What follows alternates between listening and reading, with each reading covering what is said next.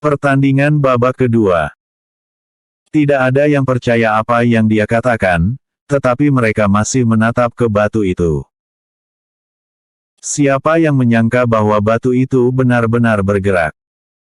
Kemudian, seiring sebuah bunyi, bagian tengahnya langsung terbelah.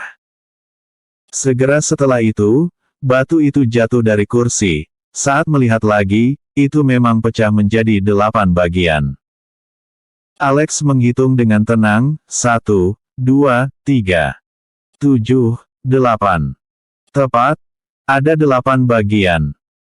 Jika kalian tidak percaya, kalian dapat menghitungnya sendiri. Hal ini benar-benar mengejutkan semua orang yang hadir.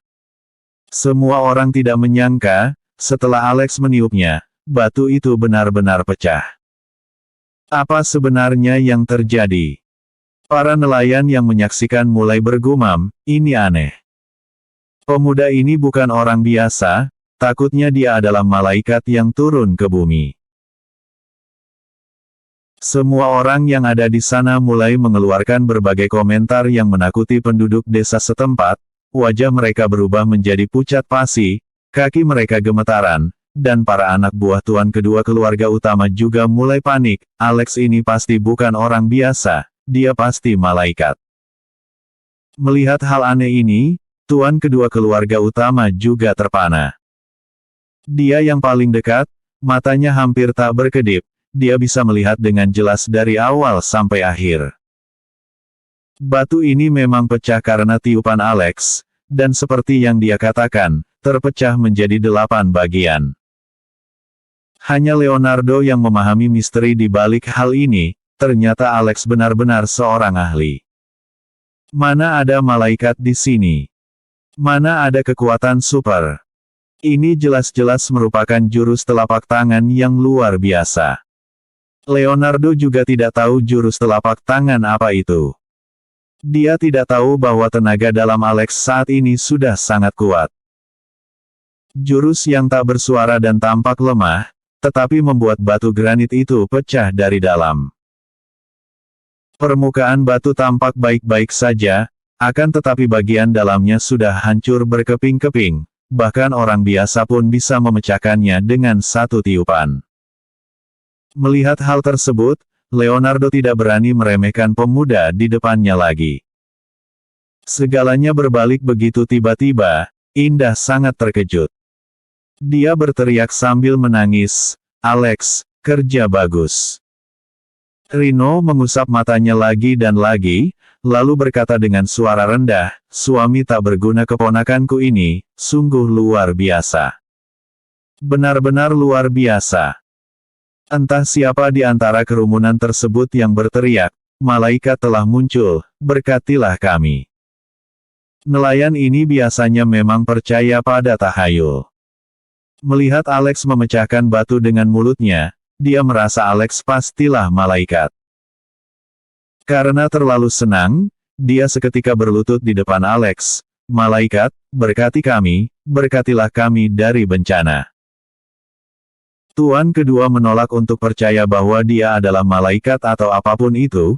Dia memarahinya, "Dasar bodoh, Doni, apa kamu benar-benar mengagungkannya?"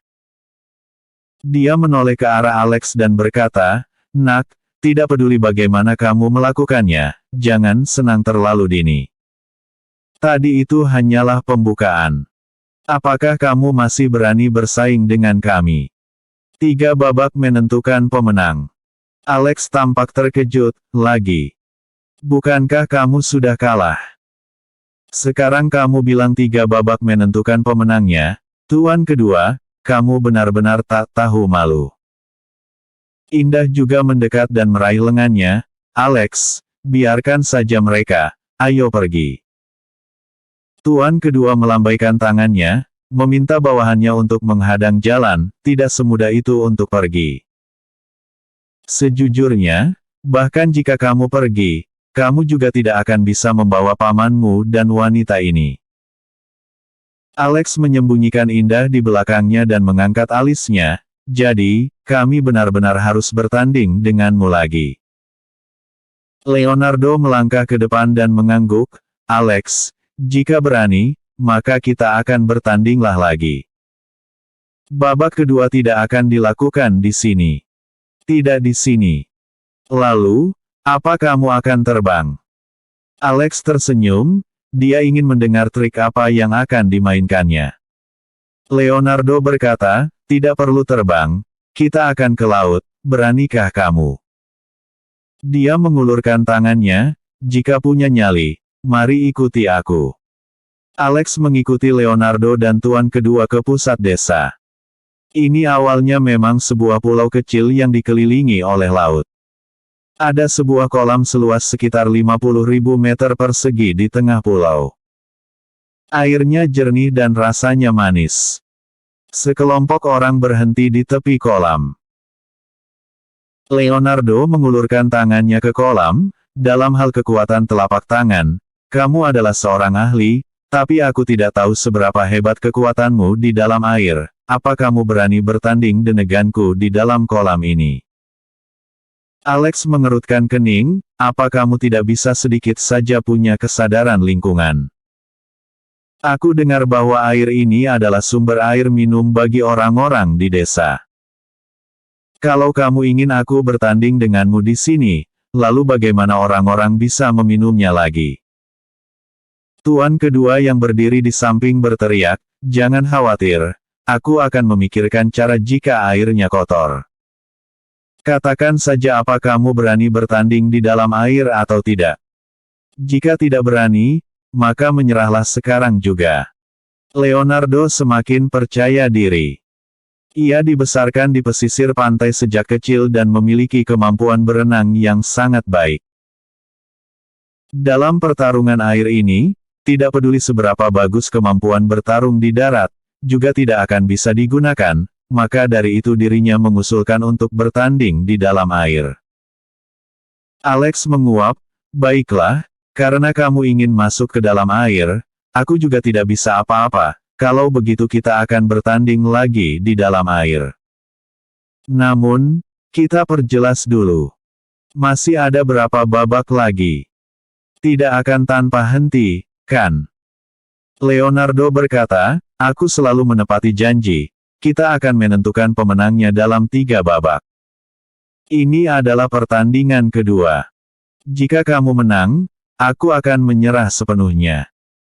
Jika aku menang, maka kita seri, lalu kita lanjutkan ke babak ketiga. Meskipun dia berkata begitu, tetapi dalam hatinya, aku akan membunuhmu di dalam air, jadi tidak perlu lagi babak ketiga. Alex berkata, oke. Kalian benar-benar tidak takut masalah. Kalau begitu sesuai dengan perkataanmu, 3 babak. Leonardo melompat ke kolam dan tiba-tiba menghilang. Setelah beberapa saat, dia muncul dari jarak 30 meter jauhnya. Leonardo melambai ke Alex dari kejauhan, menyuruhnya memasuki air. Rino mengkhawatirkan keponakannya, Alex, apa kamu pernah berlatih bertarung di dalam air? Alex menghiburnya, Paman, jangan khawatir. Bertarung tetaplah bertarung, aku akan segera kembali. Aku akan menangkap pria gemuk itu dan menjemurnya seperti ikan asin nanti. Mana mungkin air dan darat bisa disamakan? Rino masih saja khawatir mengatakan perkataannya, dia mengingatkannya lagi, nak, air ini dalam dan dingin. Kamu harus berhati-hati. Alex mulai membuka pakaian. Gadis-gadis para wanita di sana sudah terbiasa melihat para nelayan bertelanjang dada di tepi laut, tetapi mereka tetap saja terkagum saat melihat tubuh Alex yang begitu maskulin. Alex melepas mantelnya dan mendekat ke tepi kolam, seketika dia melompat ke dalam air seperti seekor ikan. Begitu memasuki air, dia merasakan gelombang dahsyat datang. Leonardo, seorang pria gemuk yang lebih dari 150 kg, terlihat sangat kesulitan di darat, tetapi sangat lincah ketika masuk ke dalam air, menabrak Alex dari belakang. Kemampuan berenang Alex memang tidak terlalu bagus. Ia jarang melakukan pelatihan di bidang ini. Kali ini dia langsung kalah begitu bertanding dengan Leonardo. Karena lawannya besar, stabil, dan fleksibel, ia memiliki manfaat besar di dalam air. Tidak perlu membicarakan hal lain, hanya lonjakan air saja sudah jauh lebih besar daripada punya Alex. Alex terombang-ambing oleh kondisi airnya yang mana telah rugi besar. Dan Leonardo tahu bahwa kekuatan telapak tangan lawannya lebih baik daripada dirinya, jadi dia sengaja menariknya ke dalam air. Dengan begini, kekuatan telapak tangan Alex akan terhambat oleh tekanan air dan tidak bisa mengerahkan kekuatan. Inilah yang diinginkan Leonardo. Tubuh gemuknya berkeliaran di sekitar Alex, dan menghindari setiap serangan telapak tangan Alex. Episode sebelumnya. Kemenangan babak pertama. Episode berikutnya. Pertandingan babak ketiga. Terpopuler. Komen, tandingan babak ketiga. Alex juga menyadari masalah ini, dia merasa bahwa dirinya seharusnya tidak lagi bergulat dengan lawannya. Jadi dia mengangkat tubuhnya ke atas, berniat keluar dari air untuk bernafas. Leonardo yang licik berbalik, menekan tubuh gemuknya ke bawah, mengulurkan tangannya, dan meraih pergelangan kaki Alex untuk menyeretnya ke bawah. Orang ini sudah mengganti napasnya sejak awal dan menunggu kesempatan ini. Dia ingin menyeret Alex dengan erat dan menenggelamkannya ke dalam air. Bobot yang tidak dominan pasti akan kalah melawan Leonardo di dalam air. Alex menendang wajah gemuk lawannya, tetapi pria itu enggan melepaskannya. Dia sangat yakin bahwa jika dia bertahan selama 2 menit lagi, Alex pasti akan mati kehabisan nafas. Alex juga mengetahui niat lawannya, dan jika dia terjerat seperti ini, dia tidak hanya akan kalah, tetapi nyawanya juga akan terancam. Memikirkan hal ini, dia berbalik dan menusuk mata Leonardo dengan 2 jari. Leonardo menghadangnya dengan 1 tangan, Alex mengulurkan tangannya yang lain untuk mencekik leher Leonardo, seolah mengatakan kepadanya, jika kamu ingin aku mati kehabisan nafas, maka aku akan mencekikmu sampai mati. Dalam kondisi seperti ini, Leonardo hanya bisa mengendurkan genggaman di pergelangan kaki Alex. Para penduduk desa yang berdiri di dekat kolam melihat permukaan air yang tenang. Namun, pertarungan di dalam airnya sangat menyeramkan. Alex dan Leonardo telah bertukar selusin gerakan di bawah air, dan lebih dari 5 menit telah berlalu. Jika hanya menahan nafas dalam waktu selama ini, masalahnya tidak terlalu besar, tetapi keduanya juga bertarung habis-habisan, sehingga konsumsi oksigen menjadi 2 kali lipat. Alex merasa kewalahan, dia juga akhirnya menyadari niat jahat Leonardo, pihak lain mengandalkan kelebihan berat badan untuk menenggelamkannya di dalam air. Bagaimana ini? Dalam keadaan seperti ini, dirinya tidak boleh menunjukkan kelemahan sama saja dengan cari mati. Memikirkan ini, Alex hampir menggunakan seluruh tenaganya untuk menepuk kepala lawan. Meski daya tekanan di dalam air terlalu besar, namun berkat ilmu bela dirinya yang tinggi, ia tetap bisa membuat gelombang air dan menekannya ke arah Leonardo yang berada di bawah. Leonardo yang diserang juga mengulurkan telapak tangannya untuk menyerang Alex. Siapa yang akan menyangka bahwa Alex sedang menunggu gerakannya ini? Melihat pihak lain sibuk menyerang dan tidak punya tangan untuk mengendalikannya, dia segera melompat. Di sisi lain, Leonardo juga keluar dari air. Pria ini kembali menyerang ke arah Alex seperti torpedo besar. Penonton di sekitar yang melihat keduanya telah keluar dari air merasa bahwa pertempuran besar lainnya akan segera dimulai. Tak disangka, Alex tidak berbalik untuk bertarung, melainkan berbalik dan berenang menuju daratan. Melihat Leonardo menyusul, Alex segera melompat, menginjak bebatuan di pantai, dan bergegas naik ke daratan. Leonardo menunjukkan separuh tubuhnya, dan berteriak ke pantai, "Alex, apa yang kamu lakukan? Naik ke darat sama saja dengan mengaku kalah." Alex sudah mulai berpakaian, dia tersenyum ke arah Leonardo yang berada di dalam air dan berkata, "Aku kalah di babak ini. Bukankah kamu juga kalah di tanganku di babak pertama?" Alex tahu betul bahwa jika dia masih berada di dalam air, dia mungkin akan tenggelam. Jadi dia berinisiatif untuk mengaku kalah di babak ini. Leonardo juga naik ke darat. Tuan kedua buru-buru mengambil pakaian untuknya, dan ada juga yang membawakannya handuk untuk mengeringkan tubuhnya. Sekelompok orang yang ada di sana tak henti memujinya, "Tuan Leonardo sangat hebat. Anak itu sama sekali tidak bisa mengalahkanmu, kita juga akan memenangkan babak ketiga." Leonardo sangat bangga, lalu memakai kembali pakaiannya. Mengalahkan Alex di dalam air kali ini meningkatkan kepercayaan dirinya. Namun, dia merasa menyesal karena tidak bisa membunuh lawannya di dalam air. Tuan kedua berkata, "Tuan Leonardo, Anda pasti bisa mengalahkan dan membunuhnya di babak berikutnya." Alex mencibir, "Oke, katakan, pertandingan apa yang ada di babak ketiga?" Leonardo mendorong tuan kedua ke samping dan berkata, "Alex, aku akan mencoba jurus bertarung di darat bersamamu. Hari ini aku akan memberitahumu apa itu jurus membunuh yang sebenarnya." Sambil berbicara, dia meregangkan pinggang dan kakinya dengan kedua tangan bersilang di depan dada. Alex terkekeh, "Apa kamu kira aku takut padamu?" Alex membuat pose sembarangan, lalu memanggil Leonardo, "Ayo, jangan hanya berdiri di sana, lakukan saja semaumu." Di dalam hatinya, Leonardo tahu bahwa Alex adalah seorang ahli, dan yang bisa dia bandingkan hanyalah kekuatan. Apa gunanya jika kamu pandai dalam banyak hal? Dalam menghadapi kekuatan yang absolut, semuanya akan menjadi sia-sia.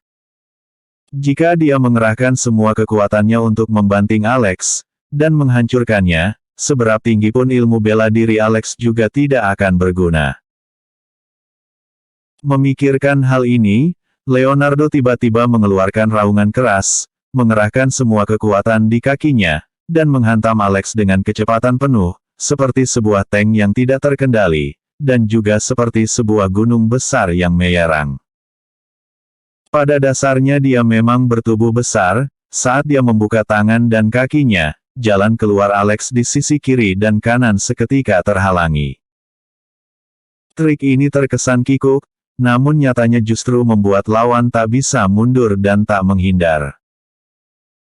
Dia yakin jika Leonardo menyerang dengan segenap kekuatannya kali ini, jika ia menghindar, maka itu menunjukkan kelemahannya, jika lawannya menyerang, maka dia akan semakin kesulitan melawan. Kalau begitu, maka lebih baik untuk menghadapinya. Memikirkan hal ini, Alex tidak mengelak, dia tiba-tiba bergerak maju menghadapi Leonardo. Dia menundukkan badannya, memegangi kepala dengan kedua tangannya untuk melindungi bagian vital kepala dan wajahnya, lalu pada saat yang sama mengangkat siku untuk menghadap ke bagian dada Leonardo. Kedua sosok itu bertabrakan seiring dengan sebuah suara benturan.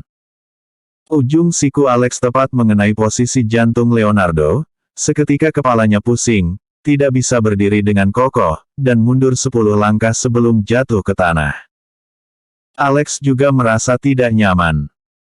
Dia merasa bahwa dirinya belum pernah menerima benturan seperti itu sebelumnya, dan sebuah tekanan menyerang dari sikunya. Ketika melihat Leonardo, dia ternyata bangkit lagi. Kedua tangan menggosok bagian dadanya, terlihat seperti tidak menderita luka dalam yang parah. Hal ini membuat Alex diam-diam mengaguminya, pria besar ini benar-benar hebat. Setelah satu jurus, Leonardo tidak berani menyerang sembarangan lagi, dia menggerakkan tubuh besarnya dan menunggu Alex menyerang terlebih dahulu. Tuan kedua yang berada di sebelahnya berteriak dengan cemas, "Tuan Leonardo, bunuh dia, pukul dia." Murid-murid di sebelahnya juga memperhatikan. Leonardo akhirnya tidak bisa menunggu lebih lama lagi. Seiring dengan raungannya dua telapak tangan berputar di depan dadanya dan berputar semakin cepat, telapak tangannya melengkung seperti siklon dan meniup rambut orang-orang di sebelahnya, memaksa para penonton untuk mundur ke belakang. Alex benar-benar tidak pernah melihat jurus telapak tangan semacam ini. Melihat Leonardo memutar telapak tangannya seperti roda, tubuhnya yang besar tidak bergerak sama sekali seperti berakar di tanah. Alex tidak bisa menemukan cara untuk melawannya untuk sementara waktu, jadi dia hanya bisa terus mundur. Lawan yang terus melangkah mendekat, membuatnya merasa agak sulit bernapas. Sekarang dia sudah mengetahui bahwa jurus menyerang Leonardo juga sangat melelahkan, dia hanya perlu menghabiskan 5 atau 6 menit lagi dengannya untuk membuat lawannya kehabisan tenaga. Tetapi Leonardo yang berada di depannya seperti banteng yang tak kenal lelah, atau sebuah robot, dengan telapak tangan yang tak henti berputar dan tubuh yang terus maju, dia telah menyerang dengan jarak lebih dari 10 meter, dan dia tidak kelelahan sama sekali, sedangkan Alex kembali mundur hingga ke tepian kolam tadi. Leonardo sangat senang dengan situasi saat ini, dia melangkah dengan semakin cepat. "Nak, kemana kamu akan pergi? Bagaimana kalau mati saja di tanganku, atau kamu bisa melompat ke dalam air?" Dia tahu bahwa asalkan masuk lagi ke dalam air, maka Alex tetap bukanlah lawannya. Episode sebelumnya. Pertandingan babak kedua. Episode berikutnya. Cedera parah. Pertandingan babak ketiga. Alex juga menyadari masalah ini. Dia merasa bahwa dirinya seharusnya tidak lagi bergulat dengan lawannya, jadi dia mengangkat tubuhnya ke atas, berniat keluar dari air untuk bernafas. Leonardo yang licik berbalik, menekan tubuh gemuknya ke bawah, mengulurkan tangannya, dan meraih pergelangan kaki Alex untuk menyeretnya ke bawah. Orang ini sudah mengganti napasnya sejak awal dan menunggu kesempatan ini. Dia ingin menyeret Alex dengan erat dan menenggelamkannya ke dalam air. Bobot yang tidak dominan pasti akan kalah melawan Leonardo di dalam air. Alex menendang wajah gemuk lawannya, tetapi pria itu enggan melepaskannya. Dia sangat yakin bahwa jika dia bertahan selama 2 menit lagi, Alex pasti akan mati kehabisan nafas. Alex juga mengetahui niat lawannya, dan jika dia terjerat seperti ini, dia tidak hanya akan kalah, tetapi nyawanya juga akan terancam. Memikirkan hal ini, dia berbalik dan menusuk mata Leonardo dengan 2 jari. Leonardo menghadangnya dengan satu tangan, Alex mengulurkan tangannya yang lain untuk mencekik leher Leonardo, seolah mengatakan kepadanya, "Jika kamu ingin aku mati kehabisan nafas, maka aku akan mencekikmu sampai mati." Dalam kondisi seperti ini, Leonardo hanya bisa mengendurkan genggaman di pergelangan kaki Alex. Para penduduk desa yang berdiri di dekat kolam melihat permukaan air yang tenang. Namun, pertarungan di dalam airnya sangat menyeramkan. Alex dan Leonardo telah bertukar selusin gerakan di bawah air, dan lebih dari 5 menit telah berlalu. Jika hanya menahan nafas dalam waktu selama ini, masalahnya tidak terlalu besar, tetapi keduanya juga bertarung habis-habisan, sehingga konsumsi oksigen menjadi 2 kali lipat. Alex merasa kewalahan, dia juga akhirnya menyadari niat jahat Leonardo, pihak lain mengandalkan kelebihan berat badan untuk menenggelamkannya di dalam air. Bagaimana ini? Dalam keadaan seperti ini, dirinya tidak boleh menunjukkan kelemahan sama saja dengan cari mati. Memikirkan ini, Alex hampir menggunakan seluruh tenagannya untuk menepuk kepala lawan. Meski daya tekanan di dalam air terlalu besar, namun berkat ilmu bela dirinya yang tinggi, ia tetap bisa membuat gelombang air dan menekannya ke arah Leonardo yang berada di bawah. Leonardo yang diserang juga mengulurkan telapak tangannya untuk menyerang Alex. Siapa yang akan menyangka bahwa Alex sedang menunggu gerakannya ini? Melihat pihak lain sibuk menyerang dan tidak punya tangan untuk mengendalikannya, dia segera melompat. Di sisi lain, Leonardo juga keluar dari air. Pria ini kembali menyerang ke arah Alex seperti torpedo besar. Penonton di sekitar yang melihat keduanya telah keluar dari air merasa bahwa pertempuran besar lainnya akan segera dimulai. Tak disangka, Alex tidak berbalik untuk bertarung, melainkan berbalik dan berenang menuju daratan. Melihat Leonardo menyusul, Alex segera melompat, menginjak bebatuan di pantai, dan bergegas naik ke daratan. Leonardo menunjukkan separuh tubuhnya, dan berteriak ke pantai, "Alex, apa yang kamu lakukan? Naik ke darat sama saja dengan mengaku kalah." Alex sudah mulai berpakaian, dia tersenyum ke arah Leonardo yang berada di dalam air dan berkata, "Aku kalah di babak ini. Bukankah kamu juga kalah di tanganku di babak pertama?" Alex tahu betul bahwa jika dia masih berada di dalam air, dia mungkin akan tenggelam. Jadi dia berinisiatif untuk mengaku kalah di babak ini. Leonardo juga naik ke darat. Tuan kedua buru-buru mengambil pakaian untuknya, dan ada juga yang membawakannya handuk untuk mengeringkan tubuhnya. Sekelompok orang yang ada di sana tak henti memujinya, "Tuan Leonardo sangat hebat. Anak itu sama sekali tidak bisa mengalahkanmu, kita juga akan memenangkan babak ketiga." Leonardo sangat bangga, lalu memakai kembali pakaiannya. Mengalahkan Alex di dalam air kali ini meningkatkan kepercayaan dirinya. Namun, dia merasa menyesal karena tidak bisa membunuh lawannya di dalam air. Tuan kedua berkata, "Tuan Leonardo, Anda pasti bisa mengalahkan dan membunuhnya di babak berikutnya." Alex mencibir, "Oke, katakan, pertandingan apa yang ada di babak ketiga?"